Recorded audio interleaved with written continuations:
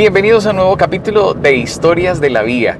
Y este es la continuación del capítulo con Alejandro Medina Villarreal.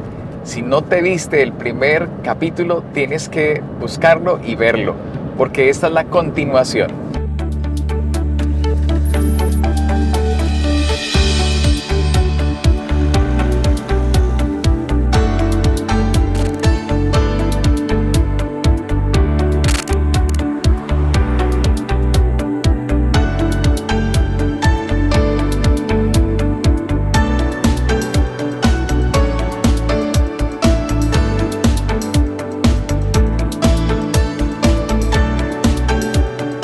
Historias de la Vía.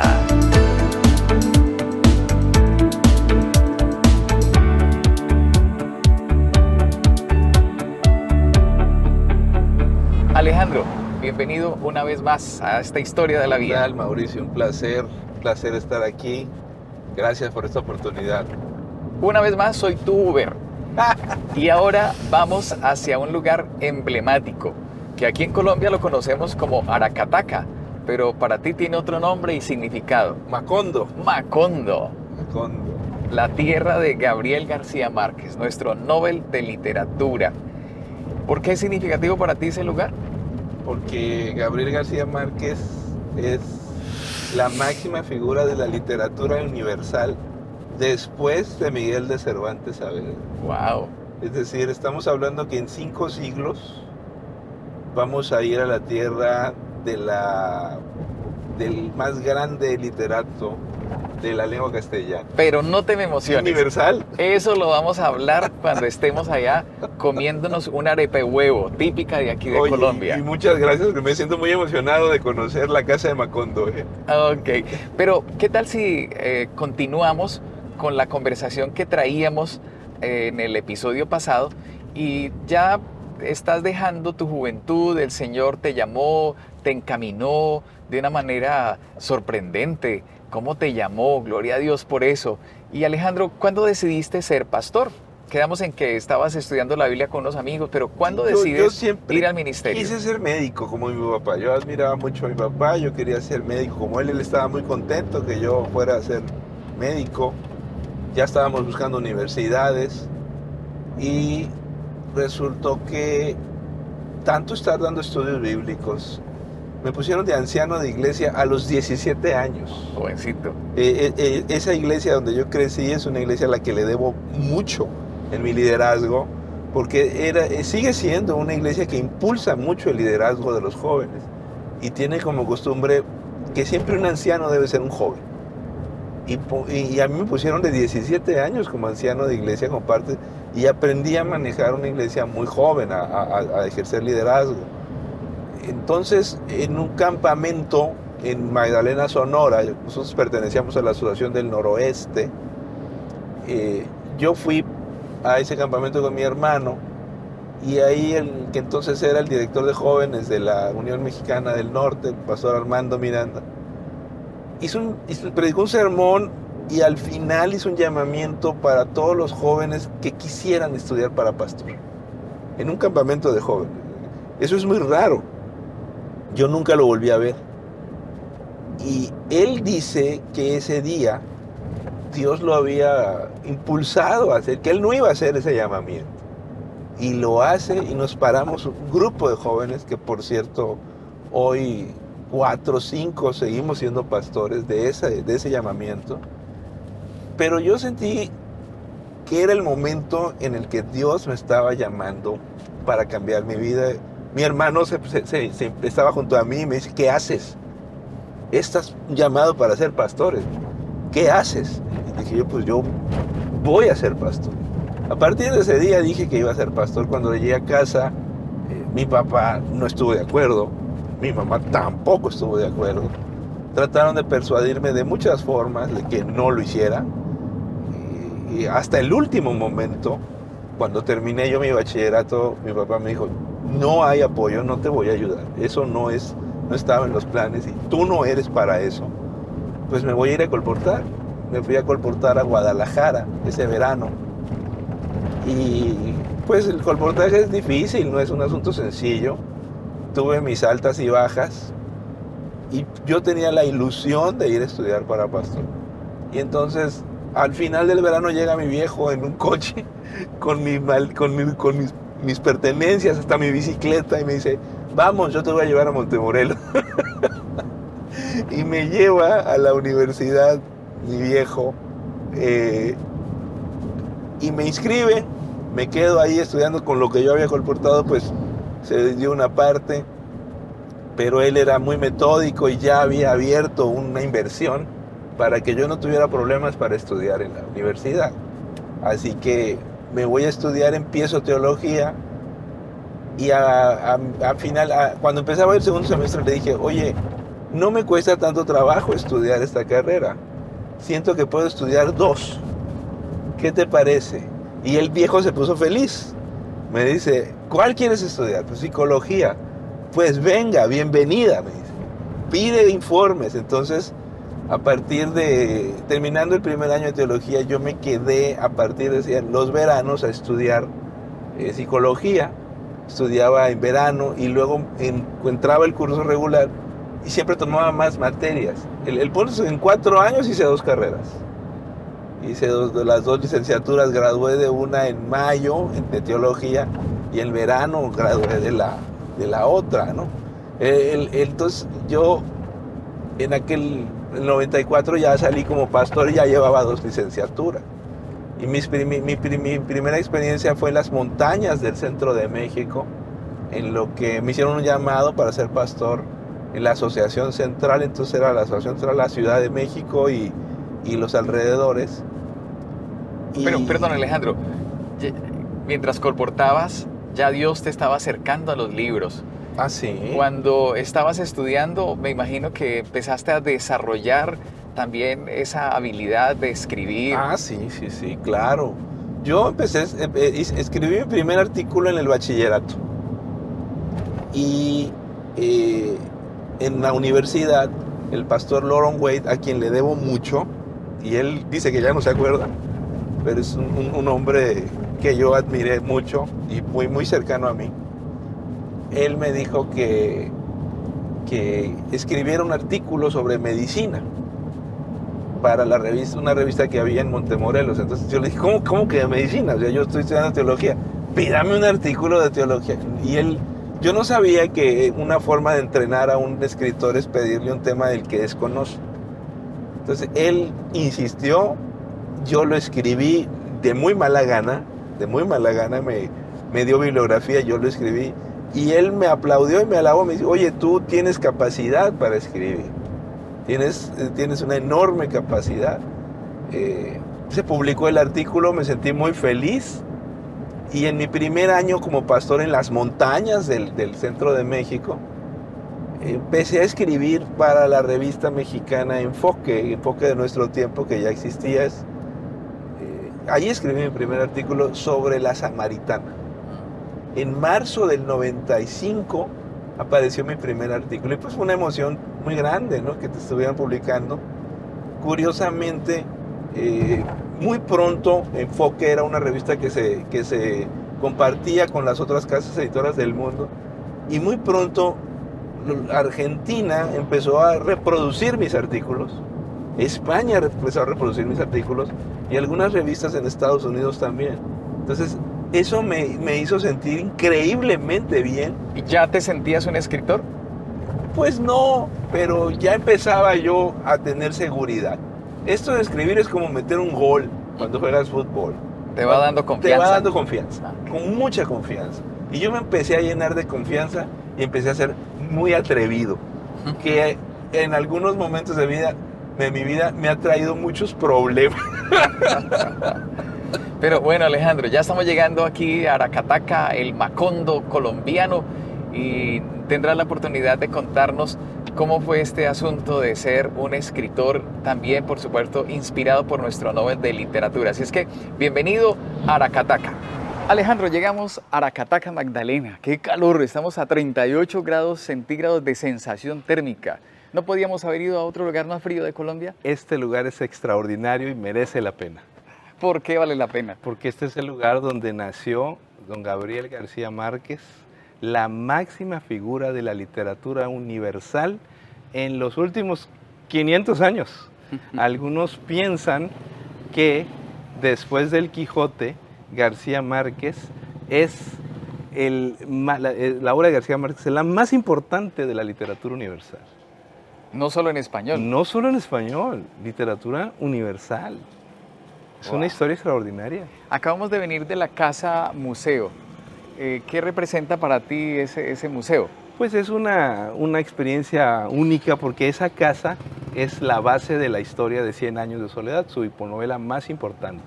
Y en esa casa se desarrollan las principales escenas de principio a fin de esa historia. ¿Algún lugar en específico que te llamó la atención? Bueno, el final de la historia donde dice que descifran los pergaminos de Melquíades, ¿no? Y justamente ahí estuvimos en un lugar donde es el espacio, pues te imaginas el final de la novela, en fin. Esa novela es muy importante porque nos refleja a los latinoamericanos, como somos. Es una descripción de nuestro perfil psicológico y es muy impresionante. Ahora estamos en un museo también. Dice Administración Postal Nacional, ahí está la Casa del Telegrafista. Este es el lugar donde trabajó el padre de García Márquez, él era telegrafista. Entonces, en la historia de Vivir para contarla, él cuenta la función de él, cómo conoce a su madre siendo telegrafista y cómo para conquistar a la chica mandaba telegramas a todas las oficinas de los pueblos, que el padre no quería que se casara con ella, ¿no? Y la llevaba a varios pueblos y a cada pueblo que llegaba había un telegrama para ella. ¿Te imaginabas algo así? La verdad no, me lo imaginaba más rústico, Ok. mucho más rústico. Así que el lugarcito es pintoresco, es atractivo, porque la descripción que hace él de su pueblo es, pues hace 80, 90 años, es muy rústica. Las calles de tierra, las cosas. Entonces el pueblo pues ha avanzado. Sí, ya se nota unas construcciones más modernas. ¿Qué te dejó Gabriel García Márquez como escritor? Él tiene un estilo único, una prosa que es muy difícil de superar. Que cuando yo vengo a este lugar y conozco el sitio y veo pues, que él creció en condiciones sumamente limitadas, pues eso engrandece. Eso engrandece la obra de García Márquez. ¿Cómo es posible que en un lugar con tantas limitaciones haya surgido la más grande figura de los últimos siglos de la lengua y la literatura? Claro, eso mismo admiro yo, cómo salió en medio de la pobreza y se formó como un Por gran la escritor. pasión hacia la lectura. Hay que ponerle pasión a las cosas. Él era un apasionado de los libros y de la lectura.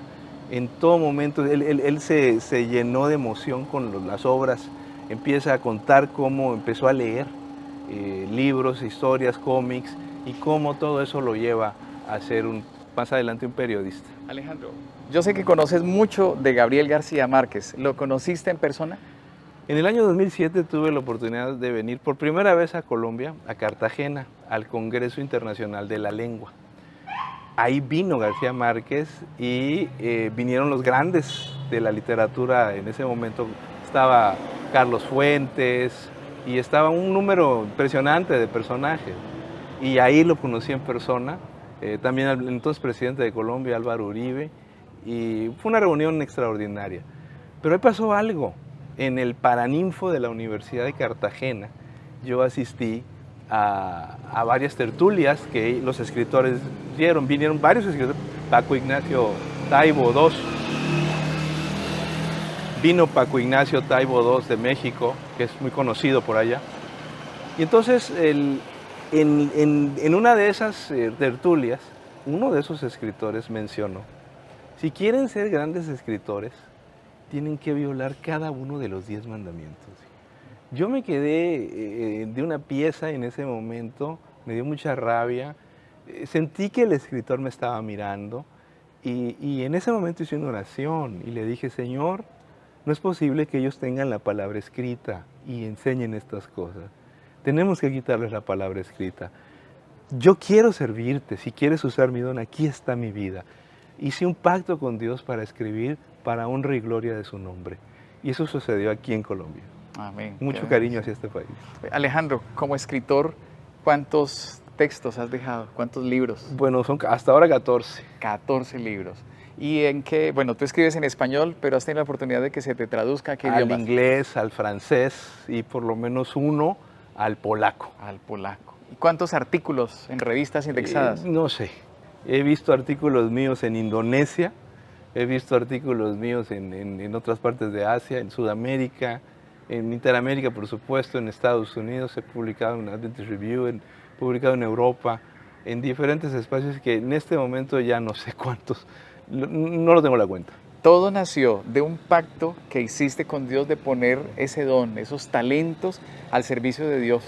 Así es. Los libros sí, yo ya había empezado a escribir antes. Como conté hace un momento con los artículos, empecé a escribir desde jovencito, pero el tema de los libros, aquí fue. Cerrando esta parte ya de Aracataca, de Macondo, ¿qué elementos te dejó Gabriel García Márquez como escritor? El narrar, la maestría para narrar, el cuidado que le pone a sus narrativas. Es único, es único. La forma que tiene de contarlas, no te aburre, no te aburre, es una cosa que te atrapa. Y cuando uno quiere escribir tiene que leer a los grandes. De la Biblia, ¿qué encuentras de esos elementos narrativos también? Pues, ¿Qué libros? El Jonás es un libro que a mí me ha seducido y que me parece una de las obras mejor escritas. He tenido la oportunidad de leerlo en hebreo, en español y darle vueltas y vueltas y vueltas y vueltas y me parece una obra única. Seguramente hay muchos chicos que están en ese momento viendo el programa y se han inspirado y dicen, yo quiero escribir. Ojalá. Regálales un consejo. Bueno, pues parte de mi vida y de mi ministerio es inspirar gente.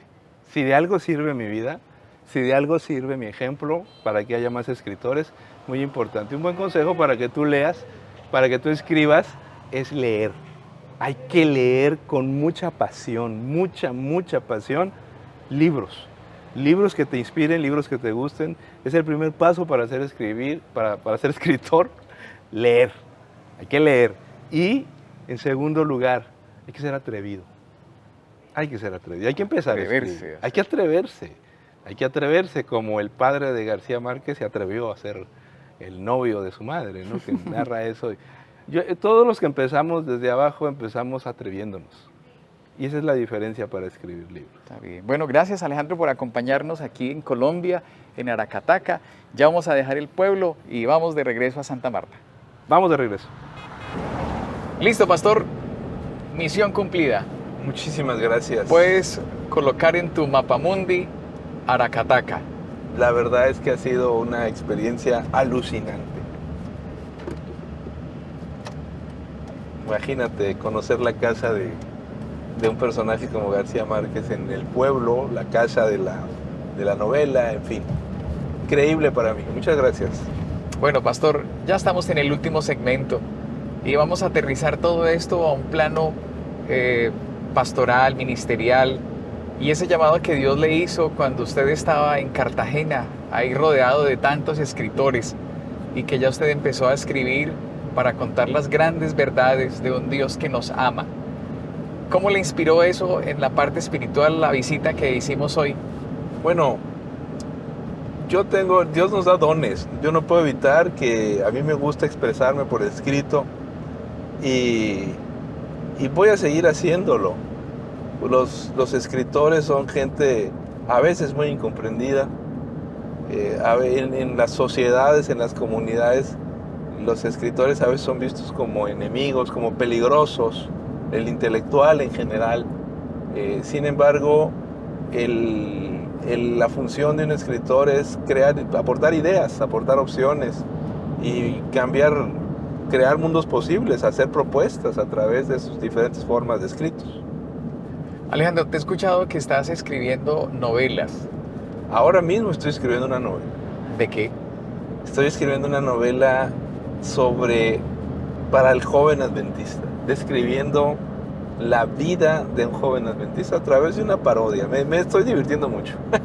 ¿Y cómo estás manejando el concepto, o más bien el prejuicio que tiene la iglesia sobre las novelas? Bueno, es que muchos de nosotros tenemos una enorme ignorancia en relación con la ficción.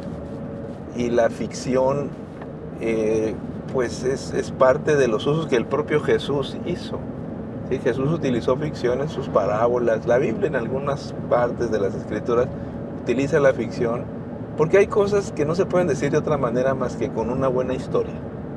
Los seres humanos somos seres que nos movemos en función de las historias, de los relatos.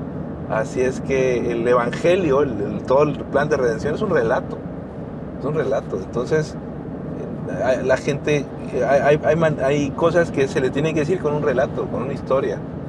Esa es la base de las películas, esa es la base de las series de televisión, los relatos que vienen de los libros. ¿Cómo compites con un mundo tecnológico, este mundo contemporáneo, posmoderno, donde nuestros mismos muchachos de la iglesia han llegado, y conducirlos a leer? Los seres humanos no hemos cambiado. Los seres humanos seguimos siendo los mismos, con o sin tecnología. Seguimos siendo, el ser humano no ha sido modificado. Algunas personas dicen que la gente ha cambiado y que son diferentes. No es cierto.